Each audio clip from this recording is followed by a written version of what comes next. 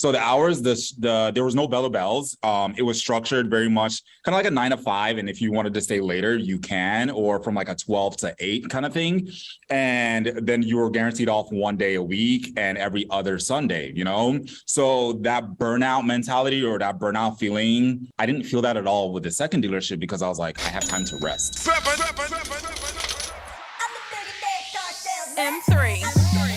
Welcome to the Millionaire Car Salesman podcast, M3. the #1 resource for automotive sales professionals, managers, and owners M3. to learn how to make money, accumulate wealth, and to all out ball out in the auto industry. And now your hosts, Sean V. Bradley and L.A. Williams. 1, 2, 3, 4, M3. Hey, what's going on, everyone? This is L.A. Williams, Vice President with Dealer Synergy, and I have on the line, first of all, before I even say that, let me welcome everybody to the Millionaire Car Salesman podcast. I am the creator of the Millionaire Car Salesman podcast, while Sean created the Millionaire Car Salesman brand itself, so he's responsible for Facebook group and all of that good stuff. But man, listen, the person who I have joining us today is not a stranger to the podcast. He was recently on. He's actually one of the top podcasts. You guys really enjoyed listening to him. So we said, you know what, let's go ahead and bring him back and get some updates from my main man, Mr. John. I call him Johnny O. What's going on, John? What's up, LA? What's up? So if y'all don't recognize his voice, this is the gentleman that he's a proactive car salesman who sold 13 cars in his first 2 weeks, right? Now, How in the world did he do it? Well, John had the wherewithal to, before he got in the industry, he made a purchase. Can you talk about that real quick?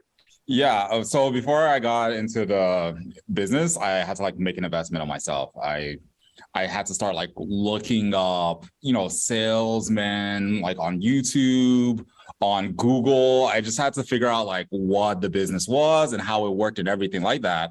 And then I came across you guys, Dealer Synergy, and their training program. And I was like, okay, this is some people who I think, they got the right idea. I came across the podcast first, actually. That's what happened.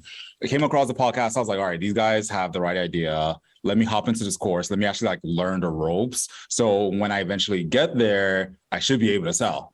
And that's kind of exactly what happened. I started the program, the course, and then the first day on the floor, I sold 3, and then the other one, it was crazy, right? So let me just recap. So you purchased Bradley on Demand before you even had a job. How long was it from the time that you first logged into the Bradley on Demand system, and then you actually did your interview or started at the dealership? At the dealership, it was 3 weeks.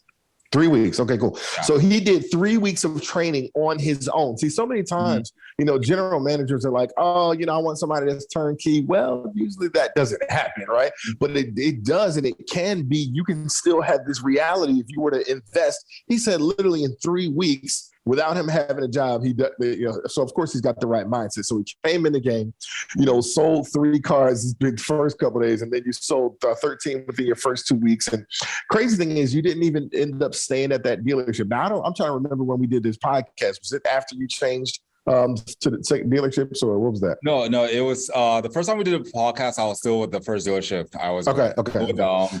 And I just literally a month and a half in, I was like, this is crazy. All right, cool. So tell them about the reason why you shifted dealerships. Okay. All right. So the main reason why I shifted dealerships, and I guess this is kind of something where everyone should kind of look out for when they hop into a new dealership or just any office space in general. But the main reason why I switched out was because I realized I wanted to really, really grow, and the environment I was in it wasn't really set up for the best possible growth. As in I had a couple of finance managers that either didn't want to do this to help push the deals through. And then I had a couple of people in the mix who their closing tactic was very disrespectful to the consumers. And I have a problem with that because I'm bringing in some people on my own, and I'm not bringing them in to get slapped around. I'm bringing them in because we're going to give them the best possible deal, and it needs to be presented that way. So those are the main reasons why I left the first dealership, was because I was like, one, I want to grow, but two, this is kind of disrespectful, and three, I see lazy attitudes, like I'm out. Yeah, no, I totally understand. So let's kind of recap this, because a lot of people are like, oh my gosh, oh, man, John's so awesome, or there's a bunch of other people out there who might be so awesome. How do I not only attract but retain these people? And here's what happens. You might end up attracting a superstar, right? But because the attitude of your people sucks, right? Because the attitude of your people, you got folks that don't work hard. You got a low bar. So you got to understand, there's like winners like a high bar.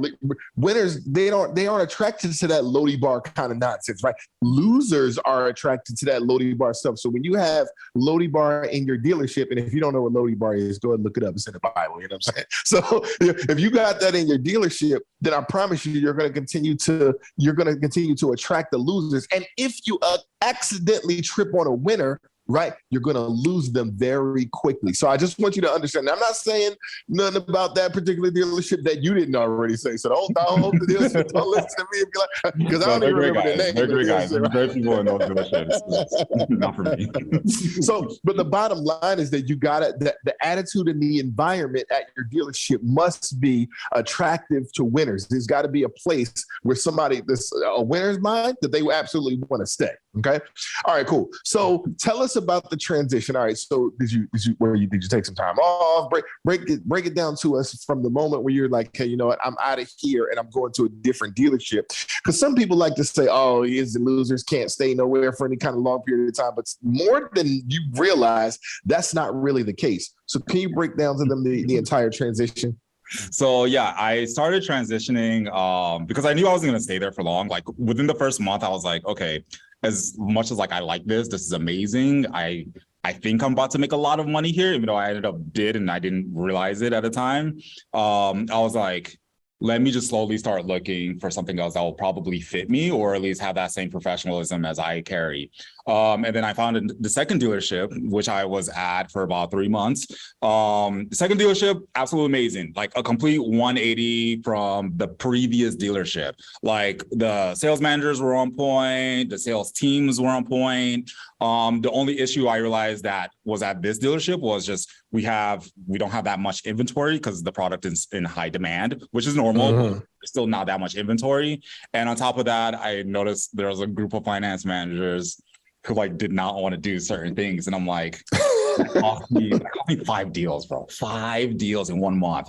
And it was my first month, like my first month to date. And I followed up with the people, and then I realized like, okay, they went and bought from like Mazda or somewhere else. And I was like, hey, you know what? Mental note. If this is going to be a thing, this is going to keep losing. I can't stay here because I want to grow on social media. I want to do all these things. And if I'm going to be bringing in all these people through the door, I need people who's able to actually service them and give them the best. There's something key that you mentioned. You're mentioned at both dealerships, you mentioned finance managers, right? And it's so crazy because earlier I actually posted, if you look in the Millionaire Car Salesman group, I actually posted and said, who's the best finance manager right? And so there's a bunch of responses and all kind of stuff like that. And so what I'm saying is, folks, listen, I'm telling you, you want to get some daggum lessons, right? Whatever it takes, you want to figure it out. Now, obviously, Bradley on Demand, we've got some content for that, but that's not even what I'm talking about here. But I'm notating the fact. And here's the other thing.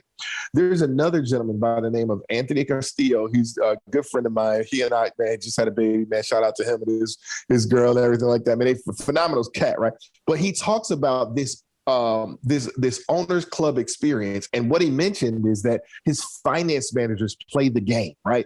His finance managers do exactly what they pick up the ball. He passes it to them and they don't drop the baton. You know what I'm saying? They don't just drop the ball. They make sure that the experience continues through the finance officer. So I'm just notating the fact that you mentioned finance managers at both dealerships, and this other gentleman mentioned how a finance manager is it's like the key, right, to making sure that the experience at your dealership is great. So I know folks like listen, I got another gentleman, my man Antonio, phenomenal finance guy, right, down at Waynesboro. Like it's a lot of people. When you're good at finance, man, you can change the entire complexity, the entire perplexity of the dealership, man. I'm telling you, some phenomenal stuff. So I'm glad that you're mentioning finance managers, because the F&I managers are an integral part of what we do here.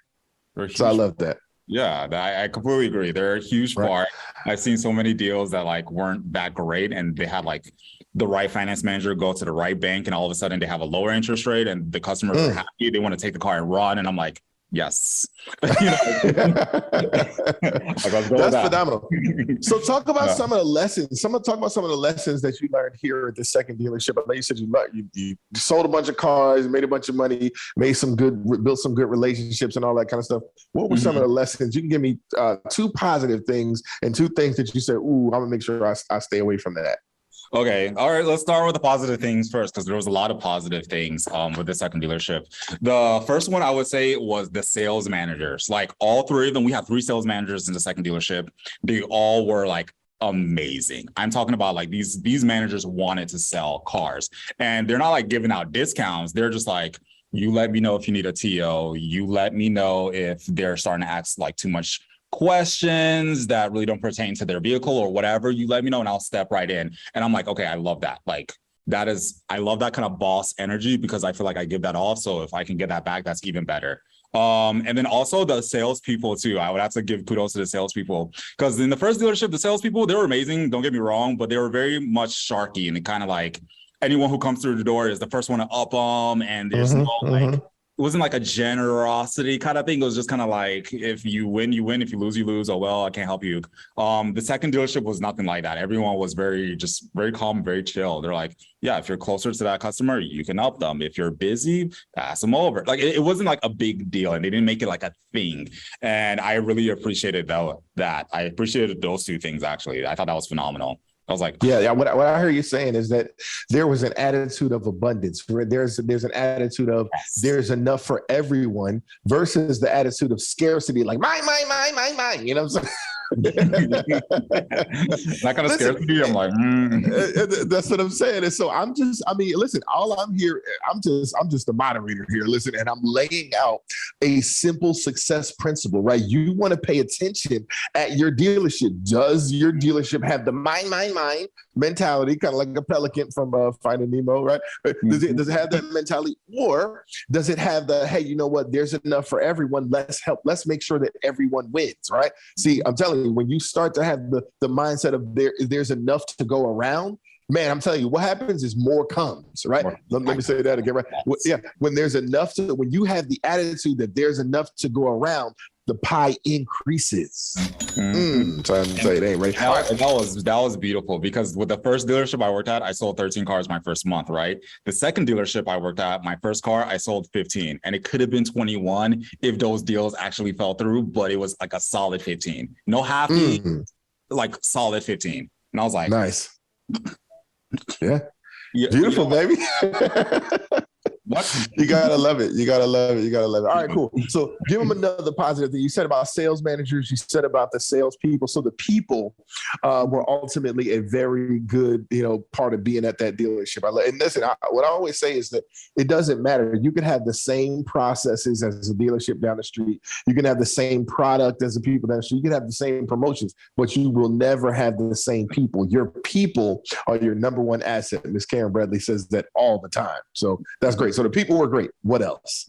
The people were great. Okay, let's see. With this dealership, there was people, the sales, and the service was on point too, but I didn't get that many customers from the service department, but they were really great too. Everyone was friendly. I would say, and the hours. Oh my God, I can't believe I forgot about the hours. The hours, that was like the winning. That was my winning, because that was like, okay, I'm in. So the hours, there was no bell or bells. It was structured very much kind of like a 9 to 5. And if you wanted to stay later, you can, or from like a 12 to 8 kind of thing. And then you were guaranteed off one day a week and every other Sunday, So that burnout mentality, or that burnout feeling that I felt with the first dealership in the first month, or that tired feeling, I didn't feel that at all with the second dealership, because I was like, I have time to rest. Like, I'm not doing 3 bell bells back to back. You know what I mean? Like, wow. It's actually amazing. Like, we had like 4th of July off. We had a lot of little like mini holiday breaks that traditionally came, with like the economy. Dealership, it was like the only break or the only day off technically that dealership was closed is on Christmas, and that's literally it. So it was like working nonstop to like, okay, you can work, like this is still your career, you can work, but you have time to rest and like do work-life balance, you know? That was Absolutely. I was getting ready to say that's exactly what you took the words out of my mouth. I was going to say what happened at this second dealership is that they provided what I call life-work balance, right? And I know some folks call it work-life balance, but I call it life-work balance because shouldn't life come first? I mean, come on, like, you know what I'm saying? Like, come on, we got to live our lives. Now, here's the thing. I am not one of those people that's like, oh, you know, life is everything and such and work comes. That's not what I'm saying. Mm-hmm. But what I am saying is that when you think about it, your life is the most important thing, right? Your work will provide for your life, right? So I'm always one of those guys where, you know, people are like, oh, you know, I'm spending time work, you know, and I can't get to go to my kids' baseball games and all of that good stuff. And I'm like, well, that's the reason why you get to play baseball. Like my son, he gets to play basketball, right? I don't go to all of that. I just took him to London, right? They went 4-0. I'm super proud. But when they came back, that next Wednesday, they had a game against Japan. I wasn't there, right? The following weekend, they just had a tournament. I wasn't there, right? Why? Because I got work to do. Right? I got to pay for this stuff. You know what I'm saying? So, but I will be at the next one, right? So, and that's his birthday weekend is coming up. So, yeah, I mean, that's the kind of stuff that's important to people. And so when you understand those things, and you're not just like, hey, work people to the bone, right? Like daggum, you know, like what Sean says, Belizean sweat slaps. I say working them like a slave. You know what I'm saying? Like, if you don't treat people that way, man, I'm telling you, you can really get some quality work done. So I love that. All right, cool. So those are some of the top two things. You mentioned the people. You said it was great hours. I don't know what the facility was like and all that different kind of stuff like that. But I know you said that there was a challenge with inventory, which is, you know, I mean, that's across the board, right? We know that there's a challenge with inventory, but just talk about some of the different things that you're looking for in your next dealership. Because right now you're between dealerships. Am I right?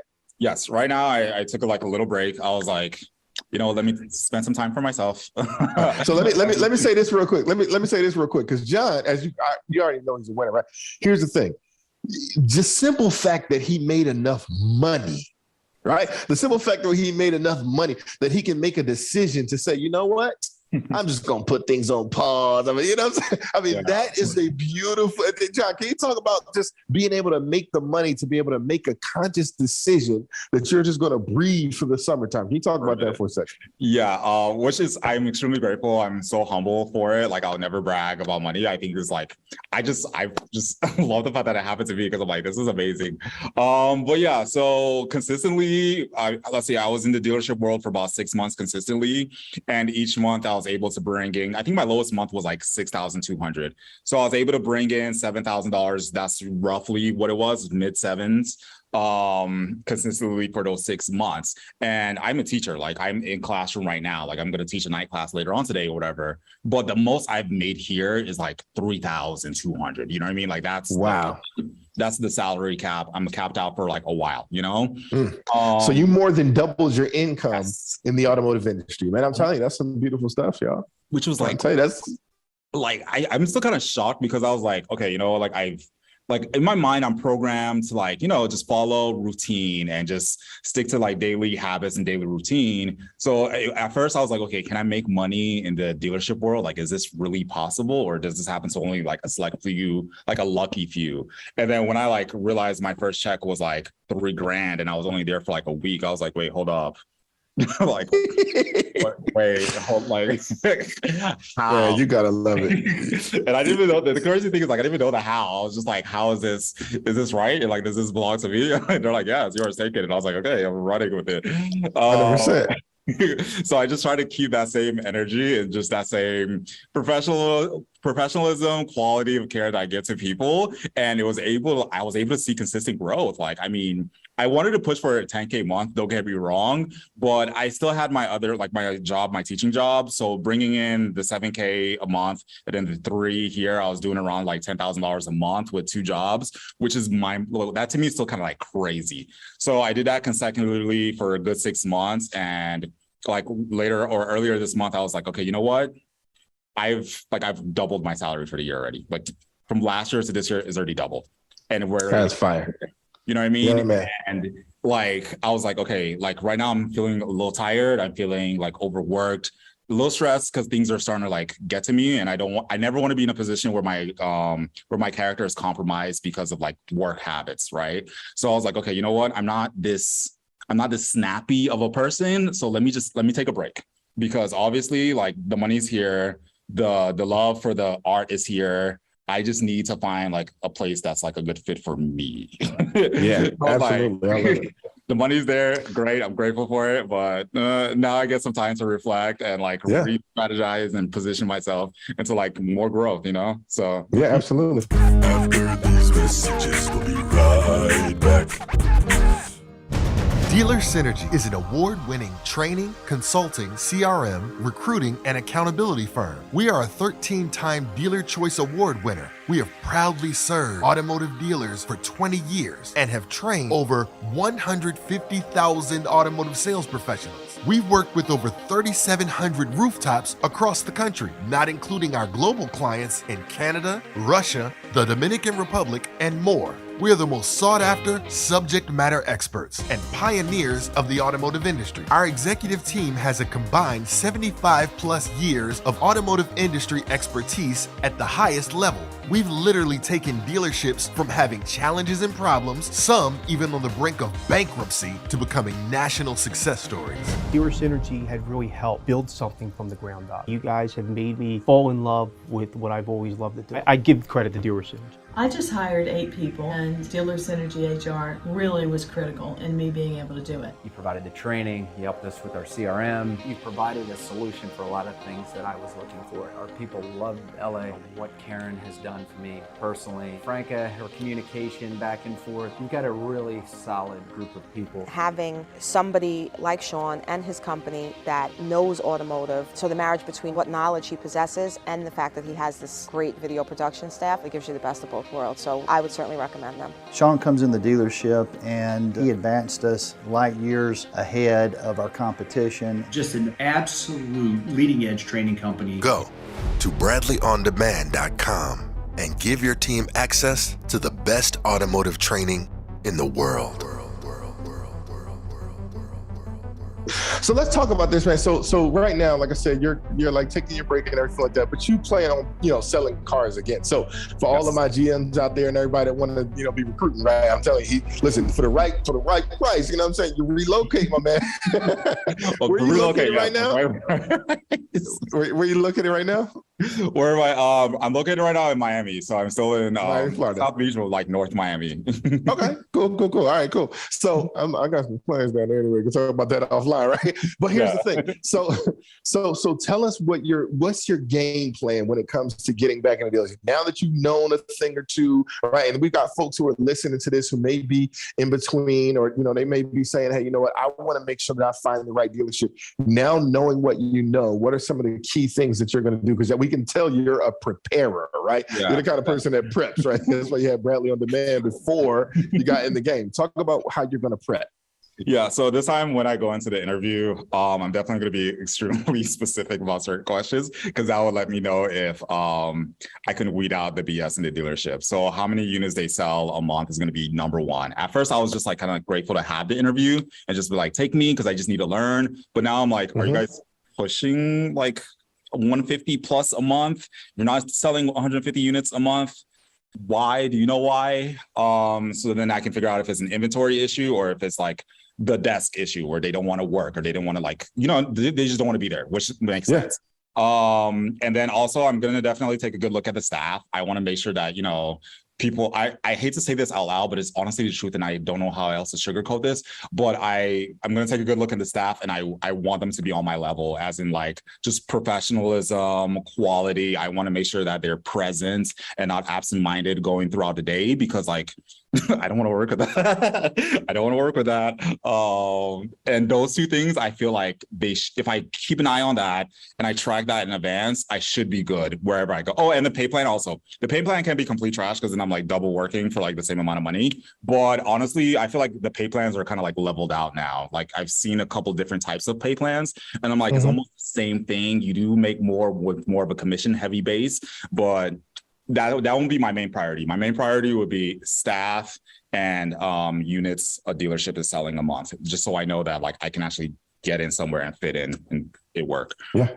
I love that. So let's talk about the three things that you just mentioned, because I love, and I don't think there's anything wrong with saying, on your level, right? Because listen, it is what it is, right? The winners want to be around winners. We keep talking about that, right? And so I don't think there's anything wrong with that. You basically are saying what most human resources experts recommend anyway. When you're interviewing for a job, they're not just interviewing you, but you're interviewing them, right? And so they should feel as if they're being interviewed, and if they got an attitude about that, well, maybe that's not the right place, right? Because the top places, I'm telling you, like even places like us, I want you to ask me as many questions as possible. I want you to find out as much about what it's going to be like working here as you possibly can. I want it to be a great fit. It is not a one-way street, right? That's one thing that great leaders know. And so the leaders, they should want you to spend some time, right? Hey, listen, that's why one of the greatest things sometimes is when customers begin to work at the dealership, because they're like, wow, I had such a great experience. I had to be a part of this thing, right? So I love what you said there. You also talked about, when I mentioned earlier, the bar, right? When we said, listen, are you guys accepting 50, 60, 70, 80 cars a month, or y'all fighting? Like, listen, the average dealership sells 100 cars, right? 9.6 for 10, 96 to 100 cars, right? So then I don't want to be somewhere average, right? You know what I'm saying? So he's like, listen, I want to go somewhere where they're doing 150. They got a mindset of doing something bigger and better than the average car dealership does. And so listen, I ain't mad at you for that. It is what it is, right? And you ain't saying, you're not even saying, hey, listen, if you guys are doing 135, 140, if you know why, and I can contribute and I can help the team get over 150, John's not saying he wouldn't be a part of that. That's why he said earlier specifically, do you know why you're selling these numbers, right? What does it look like? Do you have a game plan? Do you have a thought process? Is there a cause? Is there a mission, right? Those kind of conversations. And then I also heard you mention pay plan. Now, in the Millionaire Car Salesman group, there's a lot of questions about pay plans, like brand new. They always asking about pay plans. Money. So, yeah, I mean, listen, because we recommend you make some daggone money. But tell me specifically, right? Because everybody asks this question. So tell them, what are you looking for in a pay plan? I know you were real general a moment ago, but talk about some of the numbers. Hey, I'd like it to just be very specific. I would like a percentage of that front gross. I feel like that's kind of average with the majority of the pay plans, but you'd be surprised. Some pay plans don't have that. Okay. Front end gross, when you say a percentage, you mean like 1%? What you mean? Oh, no. I mean, we could at least do 5. I feel like 5 is something. 5 and up. Okay. Okay. If I'm selling an extra $3,000, $4,000, $5,000 product, I mean, what's 1%? We need 5. Like, come on. Or do you want me to sell these tire wheel locks? Like, do you want me to sell it? Come on. 5%. I mean, a 5% for gross or something higher would honestly be nice, realistic. Okay. Base commission, ideally, I would like the base commission to be more than $300 a unit, because it gives you more of an incentive. You know what I mean? Like, I know most pay plans are structured for you to reach a certain bonus level, and then that's how you see where the real money is. But yeah. I would like an aggressive pay plan. I'm not gonna lie, I would like it because that's even gonna be more of a hunger for me, because it's gonna push me to my limits and see what I can actually produce. Those two things I probably will look out for the most. I know the cushions, the really amazing cushiony sales plans are the ones that have a base salary and there's no those aren't fun. Those aren't even fun. I don't even think our audience they don't even want to hear about. They don't want to hear that, right? Because when there's no draws, they're playing. I feel like they're playing you. I feel like it. I don't know why. I'm just because you're absolutely. So it's absolutely. It's one of those things that the winners aren't attracted to that. I'm telling you what I know. Winners, they don't mind working for their money. They just want to make sure they're getting the money that they work for. That's all it is.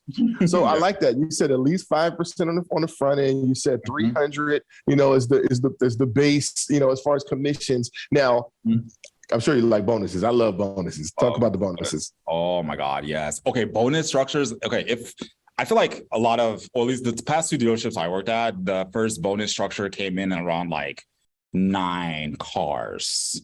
And I guess that's probably the average. However, okay, if it's a dealership where they know they're not selling that much and it takes most salespeople a longer time to get to 9 than other places, is if that that bonus can start at maybe 7, I see more of an incentive to push harder for like 15, because then it's like, okay, 7, you're halfway there to 14. You have to push at least 8 more to get to the next pay plan. Like that to me just seems more realistic for me to actually like grab onto, you know? And plus then you're also making decent, or not decent money, but like you're making something off of like 7 cars versus you working like crazy because it's a slow month or whatever the case is. And you hit like 7, 8, 9 cars and then you get like almost nothing. And it's like you were still there technically for how many hours, and you barely even made 3,000. Like that to me is wild. And I've seen that happen with some of my friends that I've worked with, those coworkers. I've seen that happen to them. And I'm just like, I'm thankful that it never happened to me, but I'm like, I don't want that. I don't want that. Gotcha. Check this out. Because here's in what you're saying, what I hear is that, yeah, okay, I don't mind the 7 cars, but what I would want it to be like 7 by the 14th. Right? If you can get 7 by the 14th, okay, now because if you're getting 7 and it took you all month to get it, then I don't, to me, that's not the same level of bonuses because you really wasn't fighting for it. You know what I'm saying? So if I were to create, and I'm just throwing out some random numbers like that when I say, it could be 5 by the 10th, it could be, the 7 by the 14th, 6 by the, something like that, just having fun with the numbers, saying of how putting the time crunch on it, man. Listen, winners just so you understand how the human brain works, right? If I were to ask you, right, to run from wherever you are to, just say the end of your driveway or something like that. If I said run from there to there, you're going to do it. And you run a certain time. But if I told you, if I said, John, here's the time, I want you to run it again, but this time I'm going to time you, right? Automatically you're going to run a faster time, right? You see what I'm saying? And then here's the thing. If I say the second time, I say, okay, listen, the third time I say, listen, you're going to run and I'm going to time you and I'm going to put this other person up against you. You're automatically, even if you don't beat the second person, you're going to beat your first 2 times because that's how it works. And so we got to execute on that human psychology when it comes to our pay plan. Listen, folks, when there's a time limit, I'm telling you, get a little bit more hustle. That's all I'm saying, right? Man, you agree with what I'm saying? Yeah, no, especially when there's money involved. It's like, yes, I'm going to run faster to that finish line. If you mean to tell me I can make X amount more by this bet, done. Done. I'm going to call everyone in my phone book. I am calling, we're doing it. That's just what we're getting it done. That's just what we're doing. Yeah, because we talk about how many times people miss bonuses by 1. Like, oh my gosh, like you better figure it out. I love John, like not me. I don't play that stuff. All right, cool. So you talked about a bonus structure maybe being at 7 or something like that, and then talk about how would you lay it out if it were just this is your dealership, you're making the best pay plan for salespeople that you're looking for. Where do these bonuses hit? Okay, so if it was my dealerships, honestly, I would say the first bonus hits at like 6 cars. And it'll be $500 base commission. Your first bonus is at 6 cars. And then you also get at least 5% on the front gross as well with that. Your second bonus will be at like 11 cars. Third bonus will be at 16. And then 20 plus, you get the additional either more on the back end, some money on the back end, or additional more like, I don't know, a higher pay. Instead of like 500, you get 600 per car. They're retro, right? It goes back. I know what you're talking about. Yeah, okay. Like it just gets bumped up more once you hit like 20, And I think that itself is like, that's good. Like that doesn't seem bad at all to me. You can easily make a nice, 7 to 8K off of like 15, 16 cars. And then it's like, that's not bad. That's not bad money. Like, I got you. Okay, cool. So now I heard you mention back end. Talk about the back. What should people be looking for? Some sort of back end? Should they hoping for that? Talk about that real quick. Yeah. So at the first dealership I worked at, you got paid on the front end. And once you hit, I believe 14 or 15, you get paid a little bit on the back end as well with all the finance deals that were done in-house. And that's how I was able to hit my first 7K in the first month, because it was like, I got paid on the back end and on the front end, and I had no clue. I thought I was just like doing $300 commissions the whole time. I had no clue. And then I actually saw the washout sheet, or not the washout sheet, but my pay plan. And I was like, okay, this is kind of like where the money is at, is making it on the front end and on the back end on top of your commission. So for me, going forward, I would need a dealership that would like would support me, you know, like we're all here to make money. We're all here to have a pleasant experience and to have fun with it. Because honestly, at the end of the day, it's honestly just fun. I think negotiating and all that stuff, it's fun. It's not intimidating at all. I'm like, bring it on. However, it is nice though when you're rewarded for something, and it's almost like you're double dipping, but it's nice because it's just like, okay, now you're rewarded for something. It was a lot of work. It wasn't easy. I mean, it was simple, but it wasn't easy. And I don't see any wrong with that. At the end of the day, I feel like if you're doing 16 to 17 plus cars a month, you're making the dealership a lot of money. And I feel like if we just have a slightly bigger percentage of the pie, your employees will stay. Like I've had a business before in the past. I made sure my assistants were paid extremely well. One of them left because I paid him so well. They're like, I'm gonna go do my own thing now. I was like, okay, well, dang.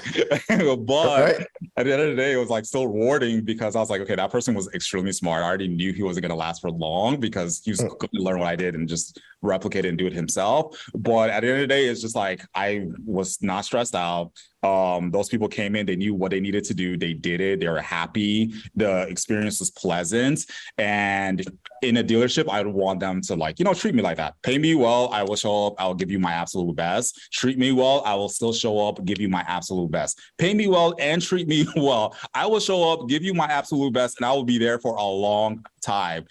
You have my word. Wow. I will be there. He just gave you the formula, ladies and gentlemen. I'm saying, if you want to keep high quality people, man, I'm telling you, he laid out the formula, right? Communicating with your team, making sure that they understand that you're pouring into them, right? And that you want them to win and that your goals are synonymous with theirs, man. That's the kind of stuff that I'm talking about. All right, John. So listen, man, I don't want to, I know we both got stuff to do. I want to keep you here forever. Give these folks like a closeout statement, something that you meant to share the first time, or now that you got this experience, you can share this with them, something that you maybe couldn't share the first time. Just give them some golden nuggets that they can take back with them from hearing you come on the show a second time. Okay, some golden nuggets, what I've learned from now working in 2 dealerships. Just be lighthearted and have fun with it, honestly. Because I think the only reason why I was able to sell so much, or at least do the numbers I did, was because I didn't come off very salesy. I came off like a normal person. Like a lot of people still text me, my phone, call me randomly. These are people who already bought from me. They know I'm not even working there anymore. They're just like trying to grab lunch, you know? So just be very lighthearted and create that relationship. I feel like with sales, it's more relationship driven nowadays versus just like a fast food high and go kind of thing. Once you create that relationship with that customer, I feel like you have them. They won't go anywhere else. So if you're new or experienced, just try and get in the habit of actually creating relationships with these people, get a chance to actually know them really well, you know, before they sign and drive away. Like find out, you know, like, do they have kids? I don't know, like what they like to do for fun, connect with them on that kind of level. And I honestly think you'll go far because that's the only thing I did. I didn't know crazy products. I didn't know every single car brand or trim level in every single, I had no clue. I didn't even know, like someone asked me if they had a spare tire in one of the new electric hybrid cars that I was selling at this last dealership. And I was like, that is a great question. Give me 1 second. Let me figure that out. Because I had no clue. But you know what? Let's check this out. Check out that response, right? When they asked him the question, he didn't say yes or no. He said, that's a great question, and let me find out. So that kind of leads me to the training, right? The training aspect of it, because basically everything you just said is so interesting how we say those things on Bradley On Demand, but it's so different because it comes from a trainer. You know what I'm saying? L.A. Williams said it. So I'm supposed to say that kind of stuff. What's the number one thing you picked up from, you know, being a part of Bradley On Demand and like logging into that whole thing? And what is the number one thing you picked up that you felt like put the most amount of money in your pocket? The road to the sale. The road to the sale is like perfect. That is beautiful. Like it helps me structure that deal. Like the best way for me to explain it is like, you could kind of control the conversation once you know what this person wants and needs, right? Like, and then you can easily like land them on the right product, and then the process is just smooth.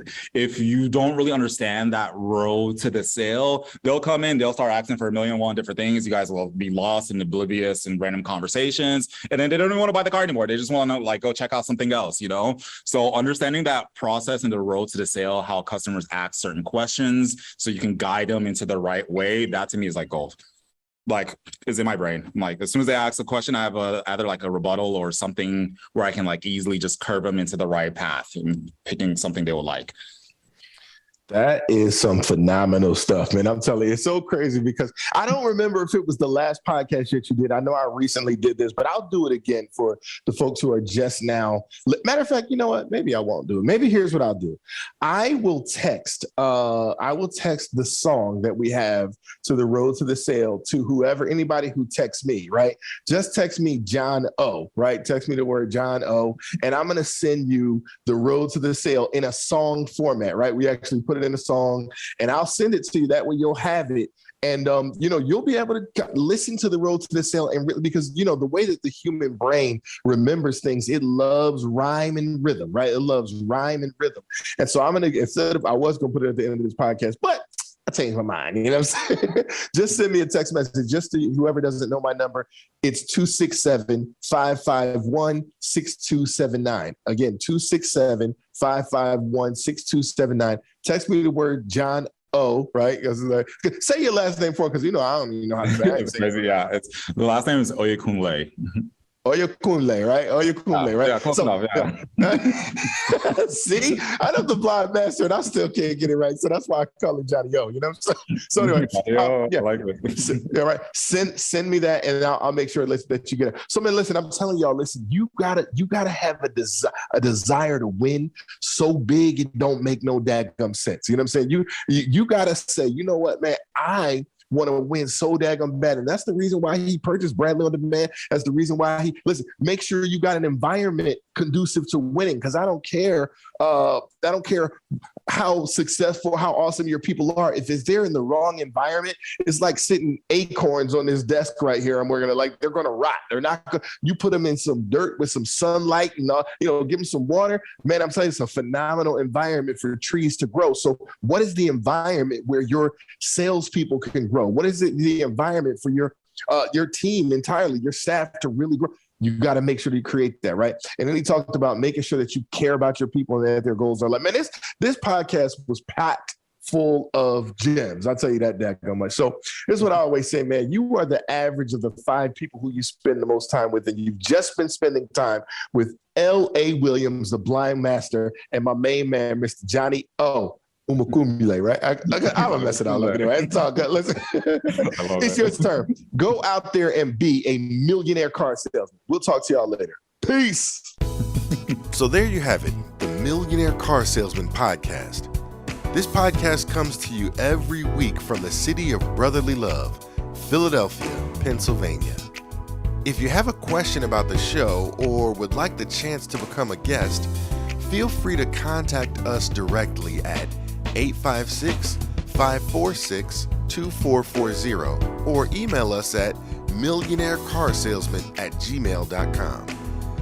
This program is a presentation of Synergy Records, produced by Tiana Mick and L.A. Williams. Production and engineering by L.A. Williams.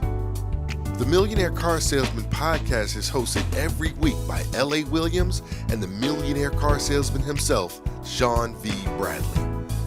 The Millionaire Car Salesman podcast can be found everywhere, so please don't forget to review, subscribe to, and share the show. Thanks for listening to the Millionaire Car Salesman podcast, and remember, where I'm from, money provides options. If you enjoyed this podcast, then make sure to give it a thumbs up, subscribe, and leave us a review. Let some other folks know about it. Oh, and don't forget to join the Millionaire Car Salesman group on Facebook. We'll see you there.